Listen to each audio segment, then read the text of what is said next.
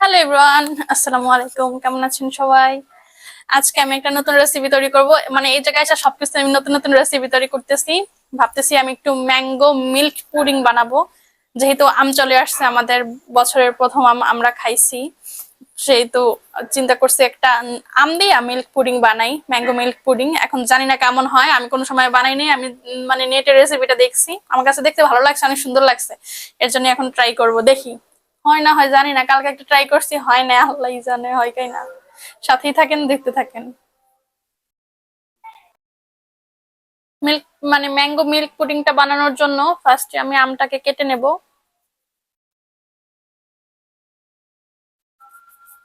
বাবা, আমার ছুরিতে ধান নাই মনে হয় বেশি।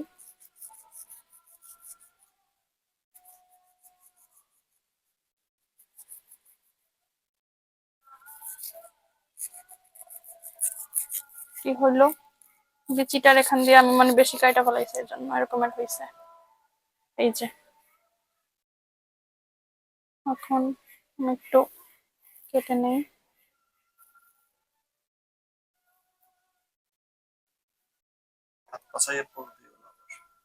হুম, সাবধান, হুঁশিয়ার। হয়ে গেছে। এই যে, কত সুন্দর না? খাবা।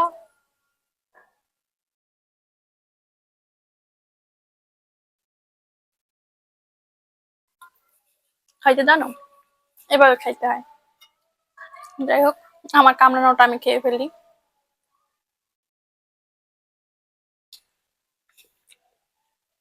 ওটা মিষ্টি। আমি এখন এগুলা সব উঠে নেব। আমি যদি একটু আকাম করে ফলাইছি, মানে খাইয়া ভিতর দিয়ে ফাঁকা করে ফলাইছি। যাই হোক, সমস্যা নাই। একটু লাগিয়ে থাকিস, ওগুলো আমার পেটে যাইবে।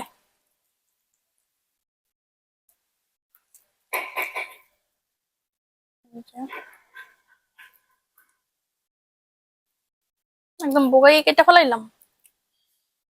ভাবছিলাম একটু চুরি করে খাবো এই জায়গা দিয়া, হইল না।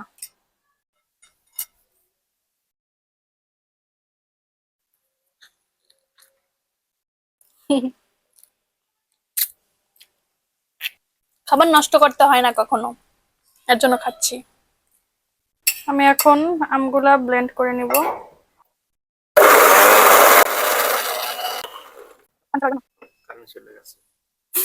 এটা কি হইলো?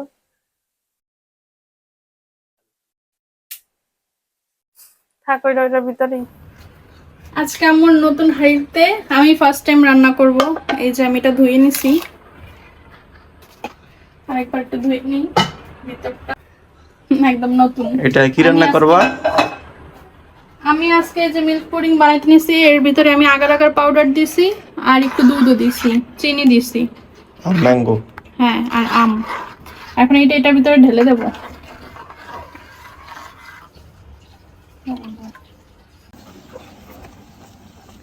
এই যে আমার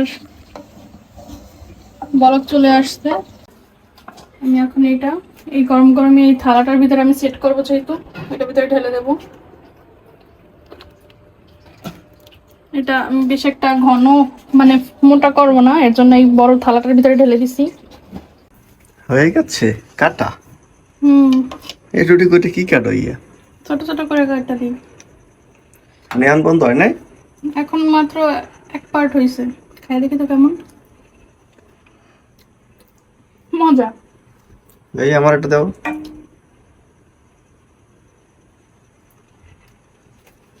অত না, ছোট ছোট।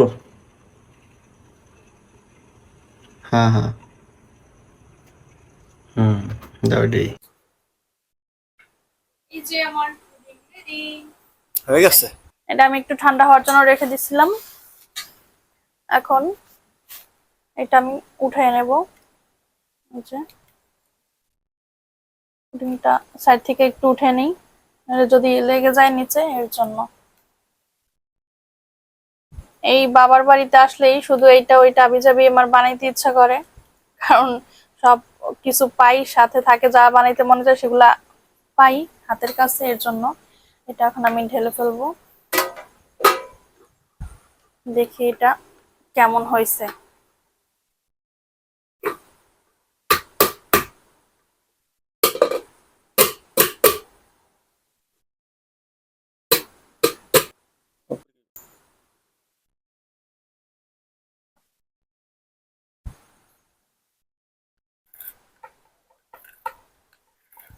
সাইডে সাইডে তো কাটা হয়েছে, এই যে কাটা হয়েছে, বেশি কেটে উঠে আছে। এখন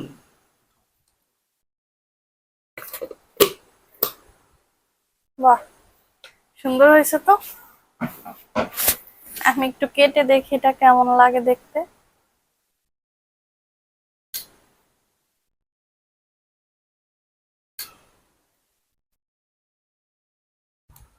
দেখতে তো ভালোই দেখায়, কিন্তু খাওয়া কিভাবে কেমন হয় আল্লাহই জানে। আচ্ছা, ফার্স্টে তুমি খাইয়ে দেখো, আমার তো এটা ওই জায়গা দিয়ে ভাঙে গেছে। সমস্যা নাই, একটু খাও। তুমি খাও। আমি এত কষ্ট করে বানাইছি, তুমি তো এখন বানাইতে নিছি মধ্যে বলছো যে ভালো লাগে না। এখন আজকে তুমি ফার্স্টে খাও, তারপর আমি খাবো, দেখো কেমন লাগে। কি করলা, কেমন লাগে? খাই দেখো। বিসমিল্লাহ।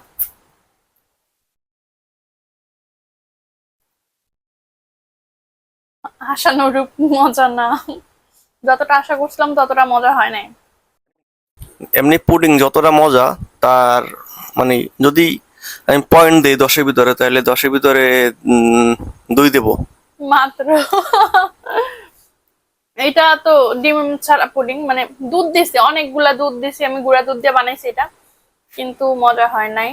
কারণ এটা তো আগার আগার পাউডার দিয়ে জমাট বাঁধানো হয়েছে, এর জন্য। যাক, কষ্ট যখন করছে, কেউ যদি না খাওয়া আমি খাবো, সমস্যা নেই।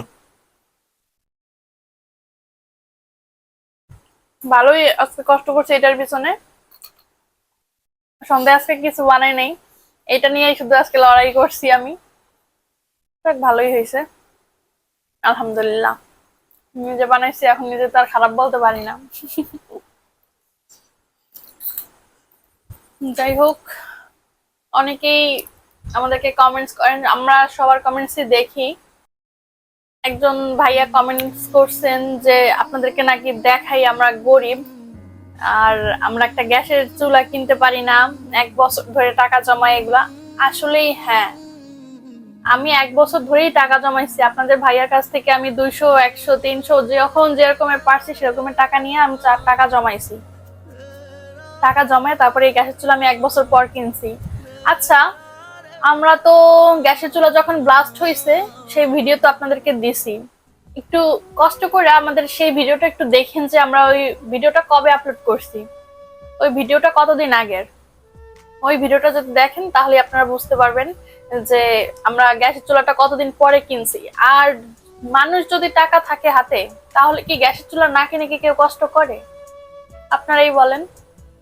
গ্যাসের চুলা প্রত্যেকটা মানুষের ঘরেই লাগে, কারণ আমরা গ্রামে থাকি, আমাদের আরো বেশি লাগে। রাতের বেলা বাহিরে গিয়ে আমাদের তরকারি গরম করতে হয়, রাতের বেলা রান্না থাকলে রান্না করতে হয়, ওইটা ভীষণ কষ্টের। মাঝে মধ্যে আমাদের গ্রামে অনেক সময় কারেন্ট থাকে না, কারেন্ট না থাকলে তখন বাহিরে গিয়ে কিভাবে রান্নাটা করে, এগুলা তো অনেক কষ্টের, মানে বলে বোঝাতে পারবো না আপনাদেরকে। আসলে আমি সত্যি কথাই বলি, আপনারা হয়তো আমার কথাকে মিথ্যা বলে মনে করেন, বা মনে করেন যে আমরা দেখাই আপনাদেরকে যে আমরা গরিবের ভাব করি। আসলে আল্লাহ যেভাবে রাখছে, আমি কখনো বলি না যে আমি গরিব। আল্লাহ আমাদেরকে আলহামদুলিল্লাহ অনেক ভালো রাখছে। আমাদের থেকে খারাপও কিন্তু মানুষ থাকে। আল্লাহ আমাদেরকে খাওয়ায় ঠিক মতো, আমরা খেতে পাই, আমরা সবকিছু মানে সবকিছু আল্লাহর মতো অনেক ভালো আছি আমরা। আমাদের থেকে তো গরিব আছে মানুষ, যারা খেতে পায় না, রাস্তায় থাকে, বাড়ি ঘর নাই। আমাদের তো সেইটুকু তো আছে, স্থান তো আছে। হ্যাঁ, আমার বাবার বাড়ি হয়তো বা অনেক বেশি, মানে আমার শ্বশুর বাড়ির তুলনায় অনেক টাকা বেশি, বড় লোক হইতেই পারে। মানুষের রিজিক কার কোথায় থাকে সেটা আল্লাহ ছাড়া তো কেউই বলতে পারবে না। জন্ম, মৃত্যু, বিয়ে সবগুলোই কিন্তু আল্লাহর হাতে। আমরা কিন্তু কেউ কিছু করতে পারি না এই বিষয়ে। তাই আমার শ্বশুর বাড়ি একটু আমাদের থেকে মানে গরিব হইলেও তো সমস্যা কি, আল্লাহ তো লিখে রাখছে। আমরা তো এখানে হিংসা বা কোনো অন্যভাবে নিতে পারি না এগুলা। আর আমি শ্বশুর বাড়িতে যেভাবে থাকি, আমার স্বামী আমাকে যেভাবে রাখছে আমি ওইভাবেই থাকি। আমার কোনো বড় লোকের দরকার নাই। বাবার বাড়িতে ছোটবেলা থেকে অনেক অনেক ভালোভাবে মানুষ হয়েছি, মানে এতটা যত্নে মানুষ হয়েছি, আমি মুখ থেকে কিছু বলার আগে আমার আব্বু আমার সামনে সেই জিনিসটা হাজির করতো।